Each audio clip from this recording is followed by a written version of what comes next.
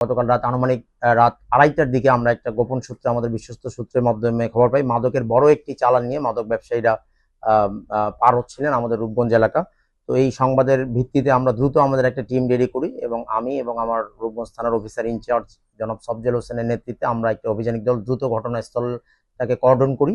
তো কর্ডন করার প্রেক্ষিতে মাদক ব্যবসায়ীরা আমাদের উপস্থিতি বুঝতে পেরে তারা উল্লেখযোগ্য সংখ্যক মাদক ফেলে ঘটনাস্থল থেকে পালিয়ে যায়। তো আমরা পুরো এলাকা কর্ডন করে মোটামুটি গতকাল প্রায় 450 বোতল ফেয়ার ডিল, যেটি ফেন্সিডিলই আর একটি ভার্সন আর কি, প্রায় 450 বোতল ফেন্সিডিল এবং 60 কেজির মতো গাঁজা গতকাল আমরা উদ্ধার করতে সক্ষম হয়েছি। এবং যারা এই মাদক ব্যবসার সাথে জড়িত ছিল তাদের কাউকে আমরা গ্রেপ্তার করতে না পারলেও, যেহেতু জানেন একটা খোলা মাঠের মতো এলাকা থেকে আমরা এটা উদ্ধার করেছি, তারা পালিয়ে যেতে সক্ষম হলেও তাদের নাম ঠিকানা আমরা ইতিমধ্যে পেয়ে গিয়েছি কারা এই জড়িত ছিল।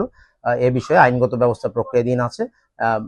মাদক বিরোধী আইনে আমাদের থানায় একটি নিয়মিত মামলা রুজু করা হচ্ছে এ বিষয়ে।